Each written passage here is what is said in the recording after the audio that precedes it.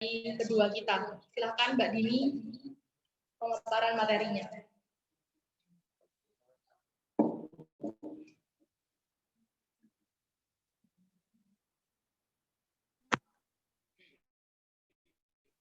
Halo. Halo. Ya. Ya, halo Mbak.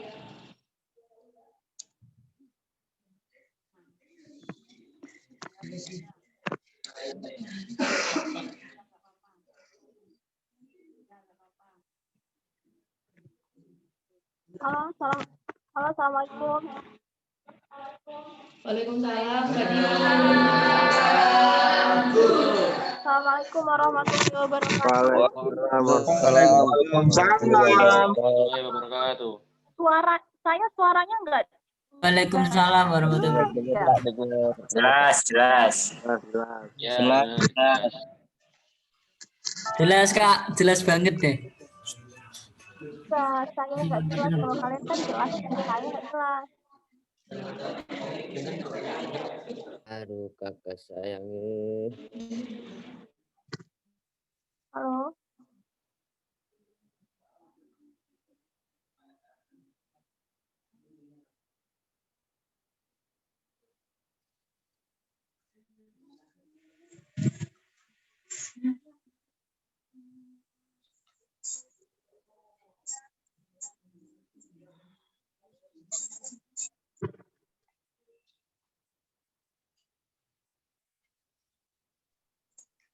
Halo. Ya, Halo. halo.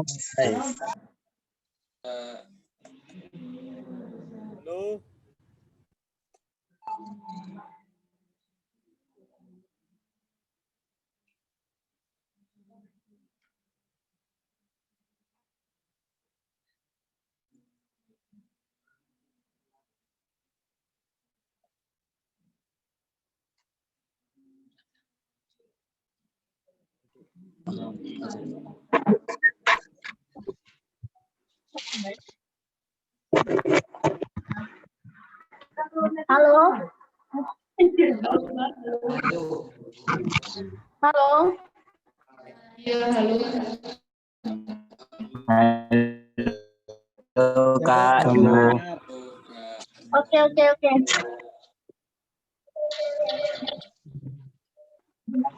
Ini udah bisa dimulai ya? Ya, Mbak. Baik. Sahabat, alhamdulillahirrahmanirrahim, syukur alhamdulillah hari ini kita dapat bertemu dan tatap wajah walaupun memang melalui virtual.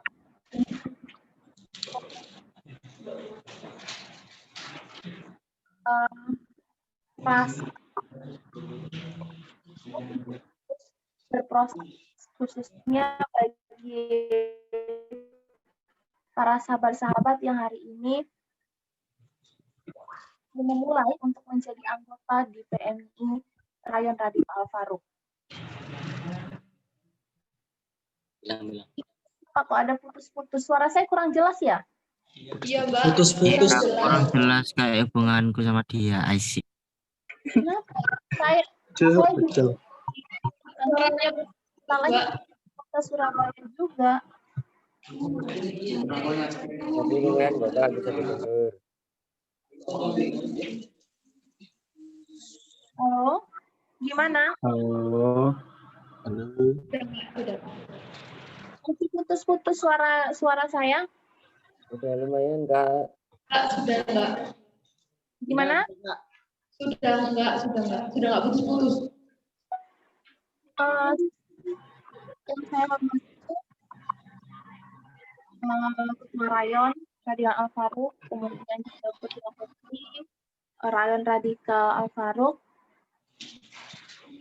dan seluruh jajaran kepengurusan juga peserta Mapaba yang ini saya lihat tadi ada jumlahnya 134 orang. Ini yang maba ini ada berapa orang?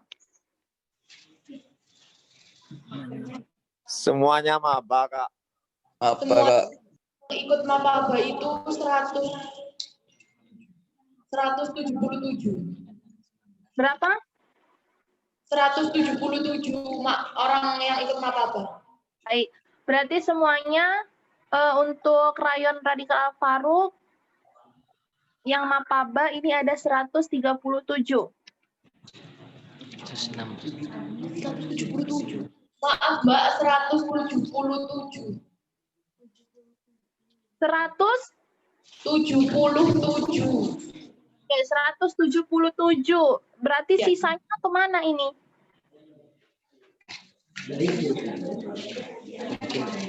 Offline. Ada halangan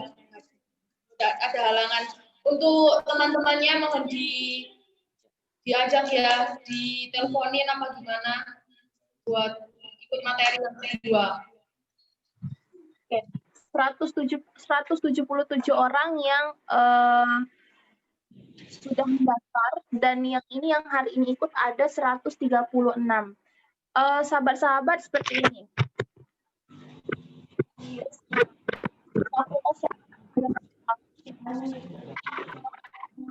Di itu juga sekitaran begitu, sekitaran 130.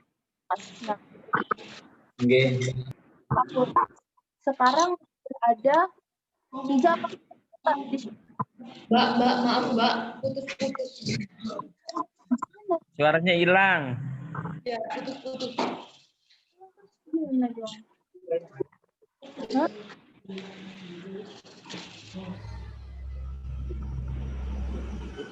Putus. Hah? Suaranya putus-putus. Sini normal, gimana terus saya ini?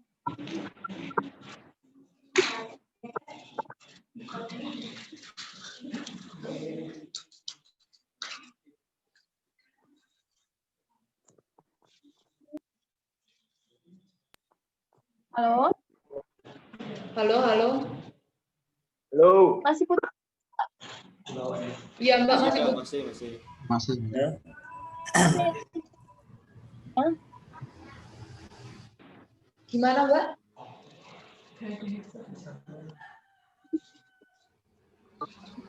Enggak mungkin.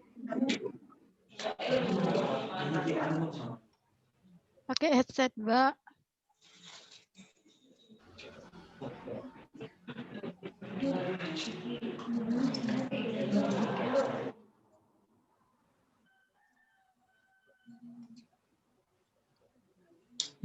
Mungkin bisa pakai headset Mbak.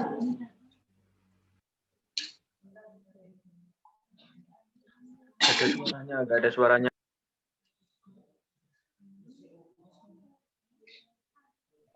Ya, sebentar, saya pakai headset sebentar.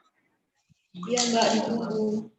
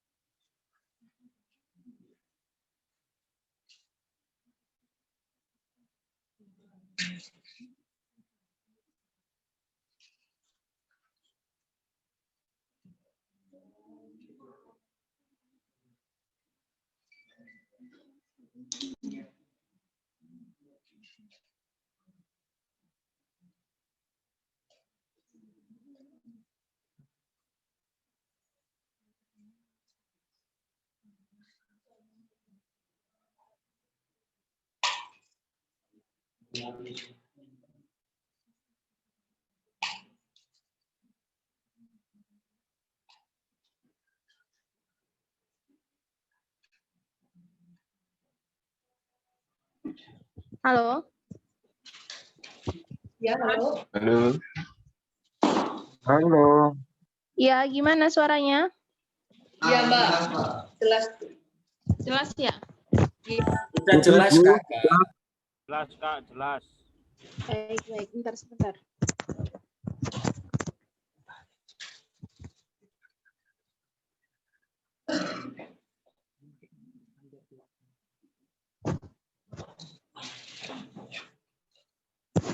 Oke. Kita lanjut ya. Iya, Mbak, silakan. Baik. Sahabat-sahabat, sebelumnya tadi seperti yang saya sampaikan bahwasannya hari ini dengan kondisi pandemi yang sudah hampir mau 1 tahun ini, memang rekrutmen dan juga kaderisasi tidak seperti biasanya kita lakukan. Biasanya yang kita lakukan itu adalah langsung mengadakan mapaba itu di tempat sekitar 3 hari, kemudian dengan berbagai doktrinisasi, ideologisasi, dan juga berbicara tentang hal-hal ke-PMI-an. Nah, hari ini tapi dengan kondisi yang seperti ini, kita melakukan opsi-opsi kedua, yaitu dengan melakukan kaderisasi secara virtual, kaderisasi formal. Untuk keorganisasian PMI tadi sudah diisi belum oleh Mas Nasrul ya? Iya, Mbak. Nah, tadi sudah terkait tentang ke-PMI-an itu sudah diisi oleh Mas Nasrul. Sekarang untuk materi saya adalah keorganisasian Kopri. Sebenarnya di Mapaba itu, kalau di Mapaba untuk materi Kopri dari hasil Muspimda itu ada studi gender dan kelembagaan Kopri. Bukan hanya keorganisasian Kopri saja, tapi studi gender dan kelembagaan Kopri. Pertanyaannya di sini adalah, apakah sahabat-sahabat sudah mendapatkan materi tentang studi gender? Belum, Kak, belum. Baik. Belum, Kak. Nah, sahabat-sahabat, saya juga sambil memperhatikan satu persatu daripada sahabat sekarang lagi apa, melihat kamera dan sebagainya, karena berbicara tentang Mapaba, PKD, kaderisasi formal yang ada di PMII, sebenarnya tidak bisa dilakukan secara online seperti ini. Kenapa?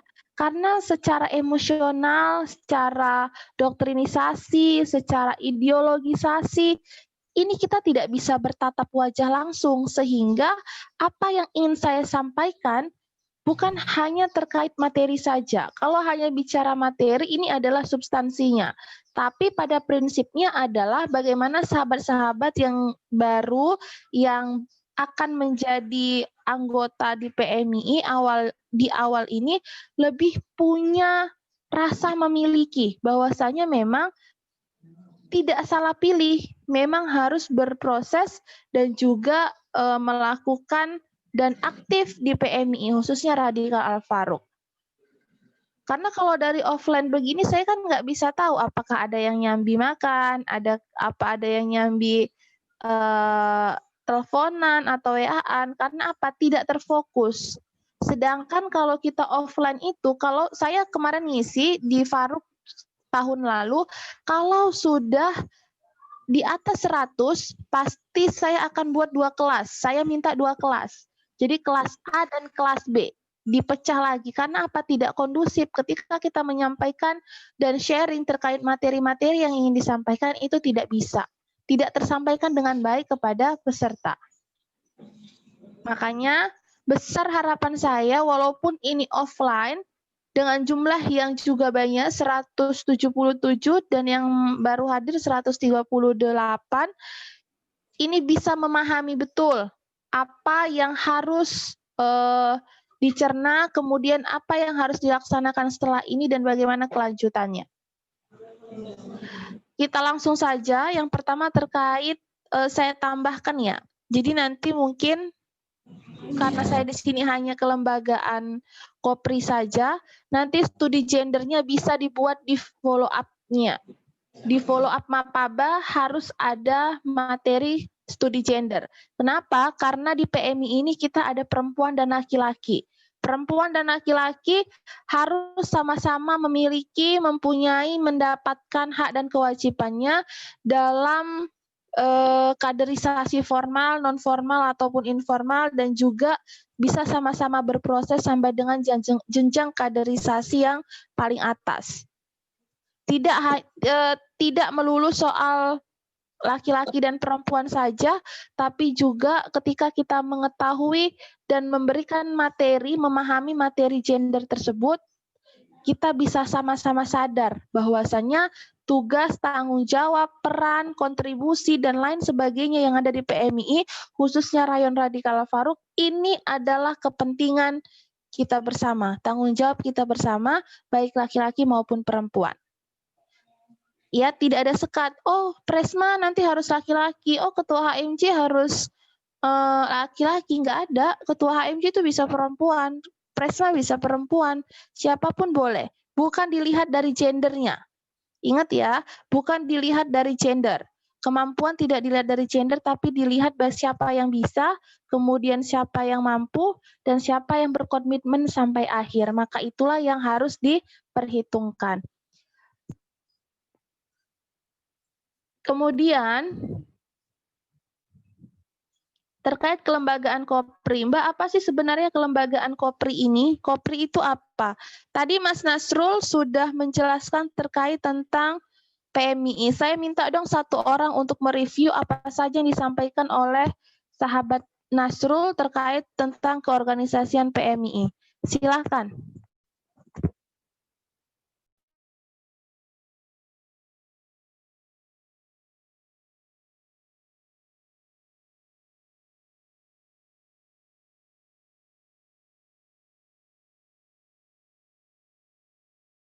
Saya minta satu orang.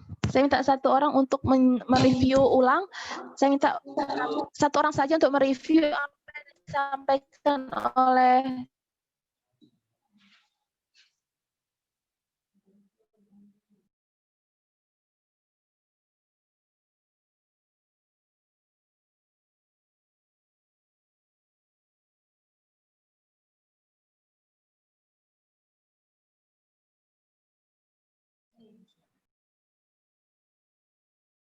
Untuk sahabat di Maulida Happy,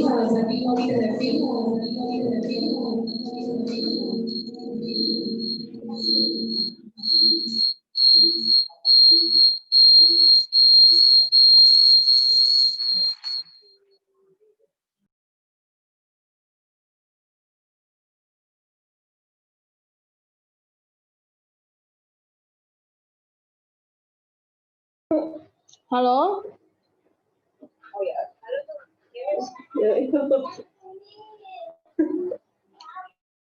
Halo. Halo. Halo. Halo, Mbak.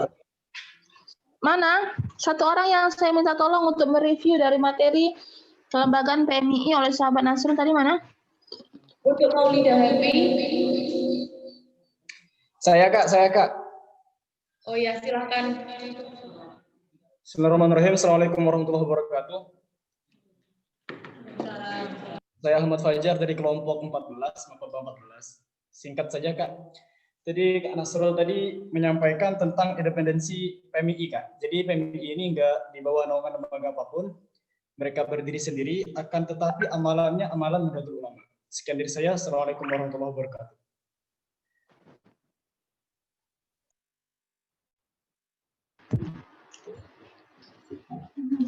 Hanya sebatas independensi saja yang dijelaskan terkait tentang kelembagaan PMII? Jadi strukturalnya juga, Mbak. Tapi tadi kurang paham, mau nanya waktunya udah selesai. Sekian. Oke. Baik. Sebenarnya banyak sekali ya sahabat-sahabat yang harus dipahami tentang keorganisasian PMII, terutama terkait tentang hal-hal yang mendasar tentang PMII. Sebenarnya PMII ini termasuk organisasi apa? Kemudian prinsip yang dipakai itu apa? Asasnya apa? Aspeknya yang dipakai apa? Tujuan PMII sebenarnya apa? Itu yang harus dipahami oleh sahabat-sahabat terlebih dahulu. Kemudian secara legal baru masuk terhadap struktur, kemudian masuk kepada kaderisasi formal, non formal dan informal. Baru masuk terhadap kerayonan. Kerayonan dengan kelembagaan PMI sama nggak materinya?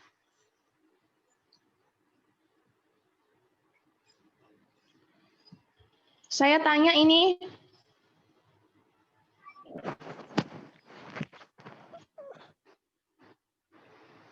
Saya tanya kerayonan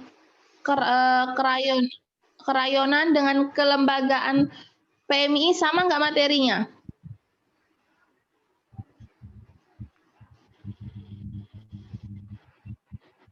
Sama. Hah? Sama. Sudah dijelaskan tadi belum?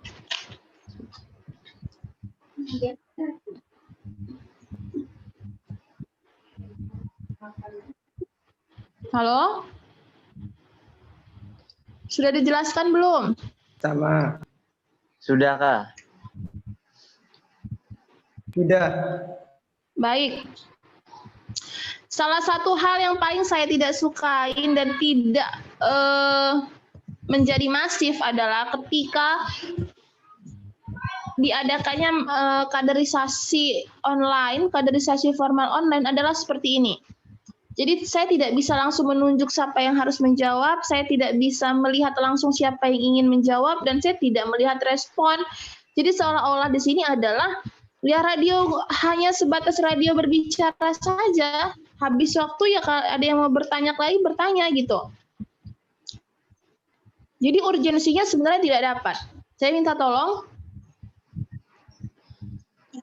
15 menit ke depan saja untuk bisa fokus sahabat-sahabat tanpa ada melakukan hal-hal yang lain selain daripada memang mengikuti materi ini. Baik. Terkait tentang ke-PMI-an, seharusnya sebelum memahami lebih lanjut tentang kelembagaan Kopri, harus hatam dulu terkait tentang PMI. Apa yang menjadi trimoto, apa yang menjadi trihikmat, apa yang menjadi tujuan PMI. Saya rasa ini harus dihafalkan. Tidak ada alasannya ketika nanti ditanya apa yang menjadi trimoto, apa yang menjadi trihikmat PMI, sahabat-sahabat bingung. Kenapa? Karena, ya Mbak, karena kita nggak apa-apa langsung, nggak ada pos-posnya, kita nggak bisa ngapal, salah. Jadi memang sahabat-sahabat harus paham betul apa yang menjadi dasar-dasar dan prinsip-prinsip di PMI. Saya lanjutkan tentang kelembagaan Kopri. Kopri itu adalah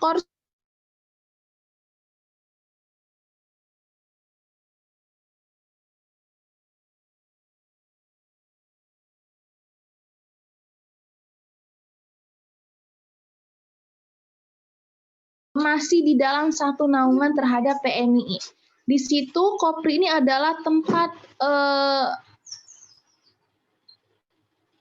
penggodokan ataupun tempat untuk pembelajaran bagi kader-kader putri. Jadi semua kader putri di PMI itu adalah Kopri. Semua kader putri yang ada di PMI itu adalah Kopri. Walaupun nanti dia menjadi kedepannya dia adalah seorang ketua rayon, atau dia pengurus kaderisasi, ataupun dia pengurus advokasi dan gerakan, itu adalah Kopri. Contoh saya, dulu waktu menjadi pengurus di Rayon Radikal Al-Faruq, itu di advokasi dan gerakan, di bidang advokasi dan gerakan. Nah, saya ini tetap Kopri, karena apa? Saya adalah kader putri. Itu yang harus dipahami. Pertama. Kemudian yang kedua, terkait tentang struktur. Jadi, Kopri itu sama seperti gini. MA, Mahkamah Agung itu kan tuata kayak pengadilan agama, pengadilan negeri, kemudian pengadilan militer, itu tetap sama dalam satu atap, yaitu Mahkamah Agung. Sama seperti Kopri, PMII sebagai atapnya, di dalamnya ada kaderisasi, ada advokasi, ada keagamaan, ada Kopri, tapi tetap dalam satu atap, yaitu adalah PMII. Lalu apa yang menjadi bagan atau struktur ketua rayon itu dalam garis koordinatif dan juga instruktifnya itu sejajar. Jadi ketua Kopri dengan ketua rayon itu sama-sama garis putus-putus dan garis lurusnya itu sama. Nah, kemudian sahabat-sahabat,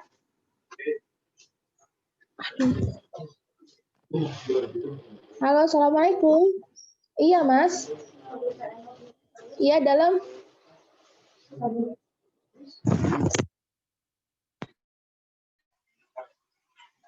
Halo. Halo, Mas.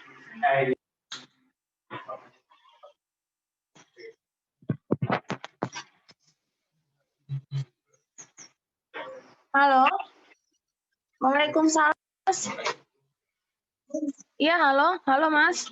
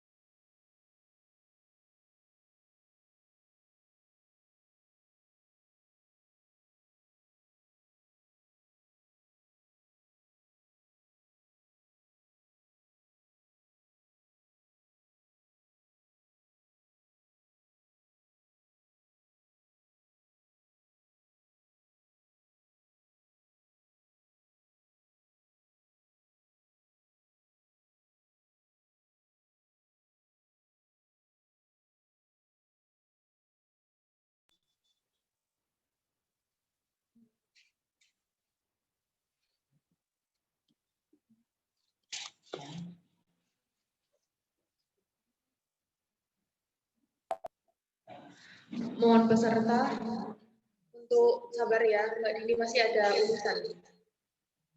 Masih ada telepon. Dipahami benar-benar ya.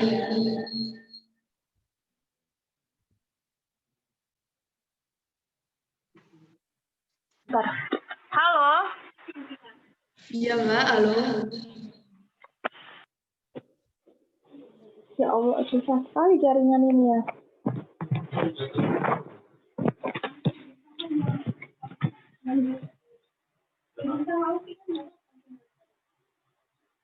Halo? Halo? Halo, Mbak. Iya. Jelaskah? Jelas, Mbak. Baik, saya lanjut. Silakan. Kan ya. Baik, saya lanjutkan. Terkait struktur tadi sudah, sahabat-sahabat juga terkait legal. Sekarang adalah produk-produk hukum.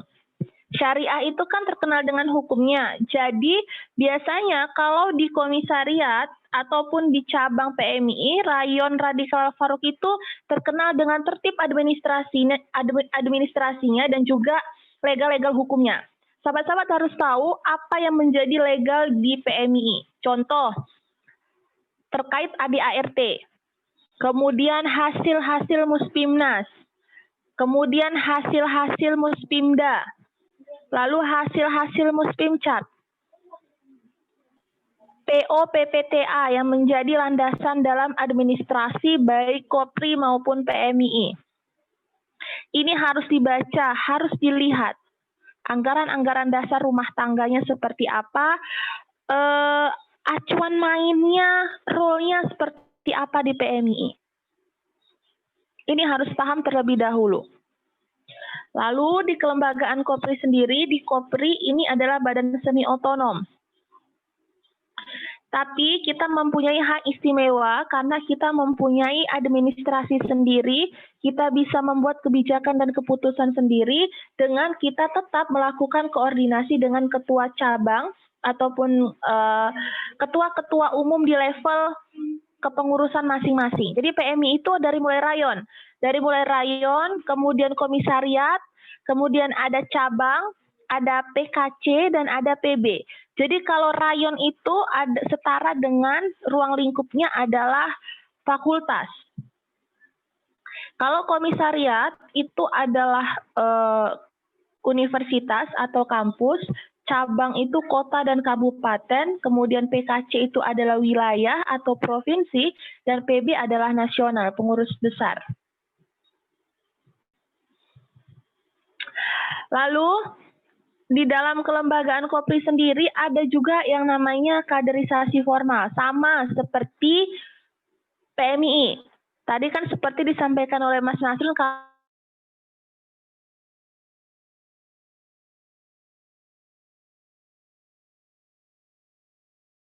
Mapaba ini yang kalian lakukan sekarang ini namanya Mapaba. Setelah ini nanti baru ada PKD, pelatihan kader dasar. Kemudian nanti ada PKL, pelatihan kader lanjut, dan juga ada pelatihan kader nasional. Sama seperti di Kopri. Kopri juga ada kaderisasi formalnya. Ada yang pertama adalah SIG, Sekolah Islam Gender. Sekolah Islam dan Gender. Kemudian ada SKK, Sekolah Kader Kopri. Dan yang ketiga ada SKKN, Sekolah Kader Kopri Nasional.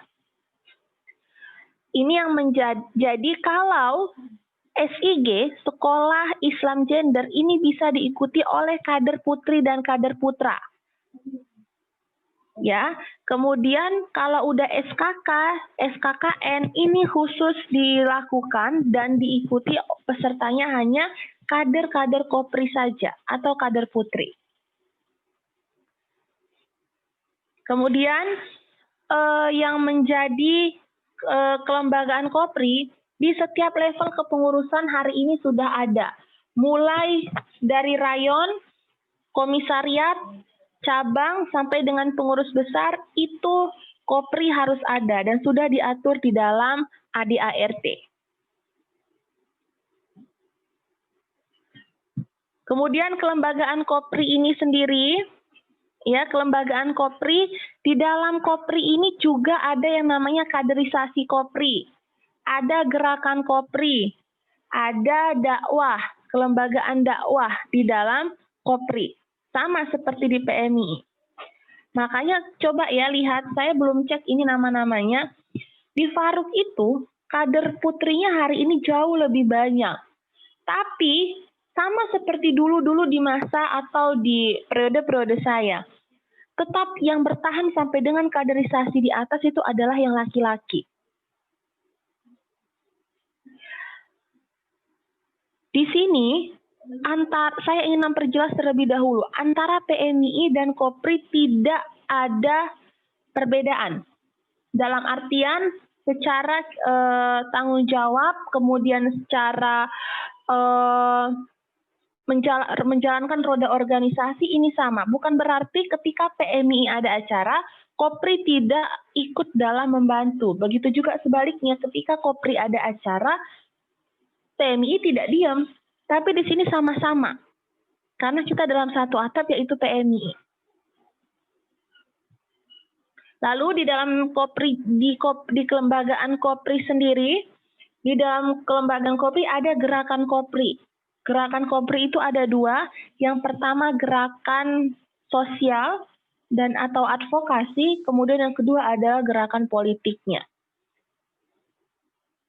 Ini saya sampaikan yang menjadi dasar-dasar terlebih dahulu ya. Nanti ketika ada follow up yang membahas tentang studi gender, baru kita pahami di sini. Karena berbicara tentang kelembagaan Kopri, ini sangat banyak sekali. Sejarahnya sendiri. Sejarah sendiri, Kopri itu harlahnya itu di tanggal didirikannya di 25 November tahun 76. Tahun 67. 25 November tahun 67 itu beda 7 tahun daripada PMI. Kalau PMI kan 17 April 1960. Nah, kalau Kopri itu 25 November 1967. Nah, dengan sejarah Kopri, kenapa Kopri itu dibentuk atau didirikan karena memang kebutuhan daripada masyarakat pada tahun itu membutuhkan pengawalan atau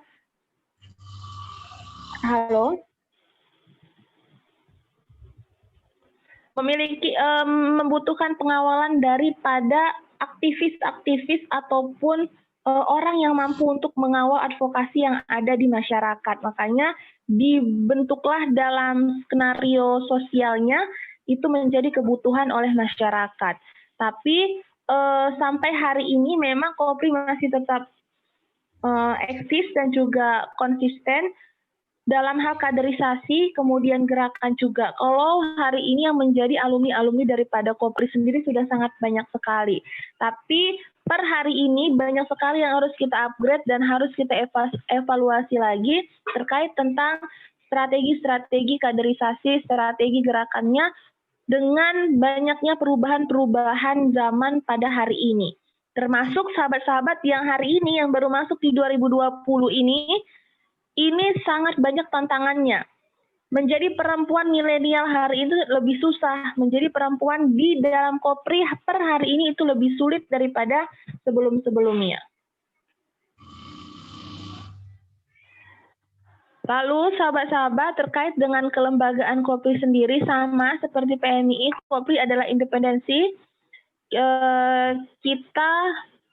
Kita bukan seperti Fatayat, IPP dan juga Muslimat yang berbeda, mempunyai tatanan yang berbeda dengan Ansor, bukan. Kita sama PMII tetap sama dalam satu wadah karena kelembagaan Kopri ini mempunyai gerakannya sendiri, mempunyai kaderisasinya sendiri, mempunyai administrasinya sendiri. Itu. Saya rasa yang menjadi urgensi kekoprian adalah definisi apa itu Kopri. Tadi sudah saya sampaikan sedikit sejarahnya, kemudian tentang kaderisasi, kemudian tentang gerakannya juga, dan yang terakhir adalah hari ini Kopri harus bisa memberikan kontribusi yang lebih terhadap kelembagaan, baik itu rayon, komisariat sampai dengan PB. Kita harus progresif, kemudian kita juga harus berdaya saing. Tidak ada bahasa tidak bisa. Di PMII tidak ada sekat antara laki-laki dan perempuan. Mungkin itu dulu dari saya. Boleh dilanjut tanya jawab satu atau dua. Karena mohon maaf, ini saya ada acara lagi setelah ini Bawaslu. Saya minta tolong dan minta maaf juga karena tidak bisa terlalu lama. Terima kasih. Mohon untuk satu pertanyaan. Ada yang mau bertanya? Saya Kak. Monggo. Monggo Dik Jamila Tunisa.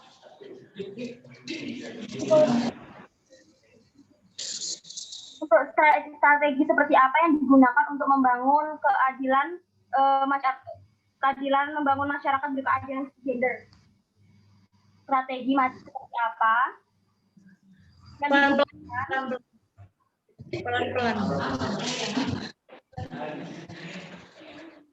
Strategi seperti apa yang digunakan untuk membangun masyarakat berkeadilan gender? Syukron.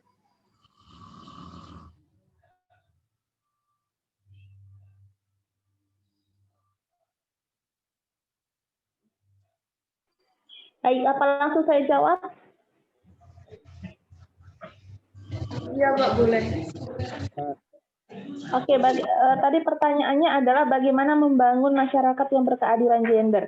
Yang pertama harus kita mulai dari diri kita sendiri terlebih dahulu. Kita harus paham apa yang menjadi pembahasan pengertian maksud, prinsip, kemudian tujuan daripada masyarakat yang berkeadilan gender itu seperti apa. Itu dulu yang harus kita pahami pertama.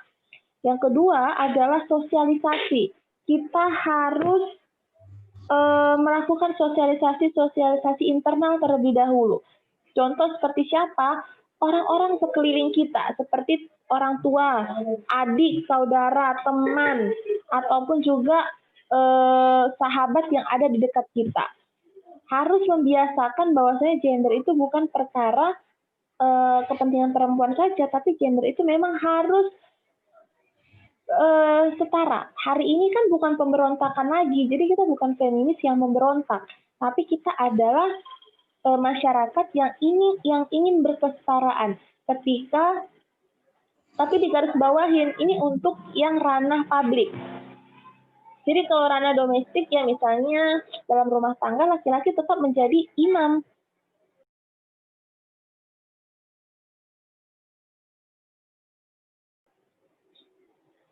Laki-laki itu tetap menjadi imam, tapi di ranah publik dan domestik contoh rumah tangga. Oh nggak bisa, cuci piring, pekerjaan rumah adalah tugas dari seorang perempuan. Enggak, cuci piring, pekerjaan rumah itu tidak mempunyai gender. Siapapun bisa.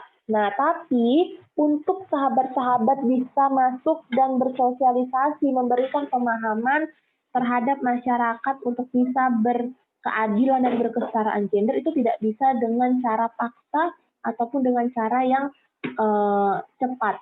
Kita harus mengikuti arusnya terlebih dahulu. Bagaimana caranya masyarakat bisa menerima apa-apa yang Bukan apalah.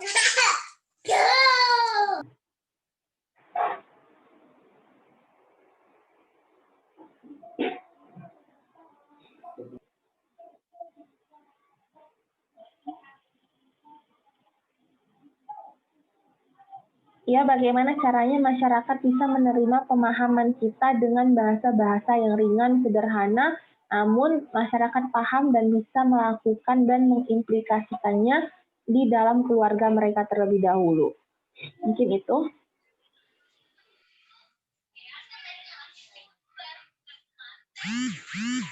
Paham, sahabat Jamila. Bisa Kak.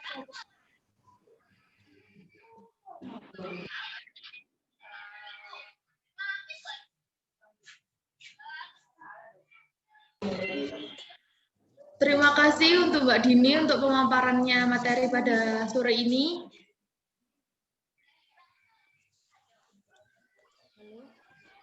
Iya, sama-sama.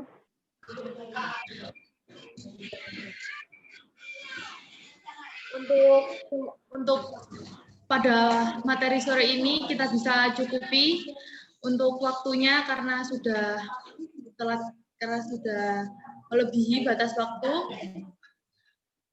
Untuk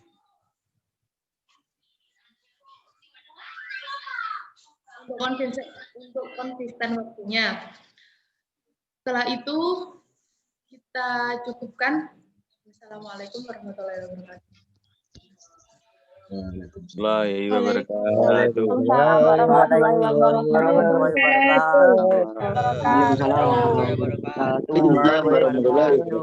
Waalaikumsalam warahmatullahi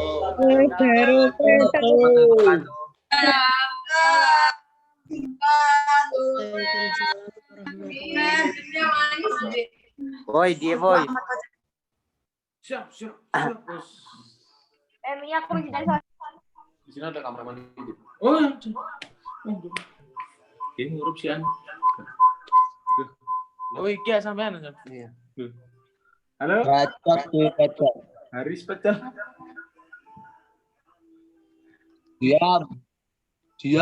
Takutnya diperhatikan.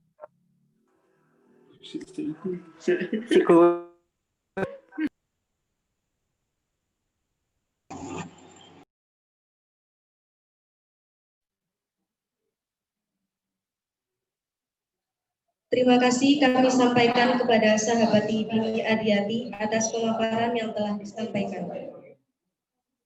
Serta terima kasih pula kepada sahabat moderator yang telah membimbing jalannya acara tersebut. Alhamdulillah telah selesai rangkaian acara demi acara kita pada hari ini. Kami selaku pembawa acara mohon maaf apabila adalah salah sikap dan ucap. Kurang lebihnya mohon maaf dan pamit undur diri. Sekian. Assalamualaikum warahmatullahi wabarakatuh.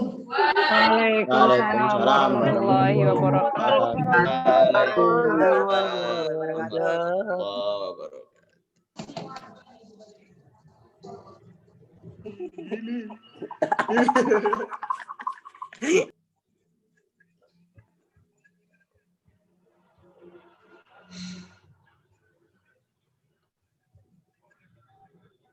Ye, siapa ini? Habibah Laila Nur Azza. Habibah. Halo. Halo. Karena Zuyar. Boya. Habibah.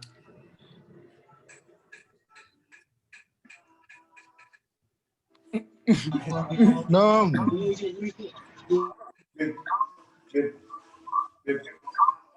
Coba aku pinjam motor dulu. Gimana? Iya sih. Motor gua. Motor gua. Nah, nggak usah lagi jual dulu. Halo. Habibah. Ada ya Allah. Habibah. Siapa Andre? Habibah Laila. Habis kah? Rahab.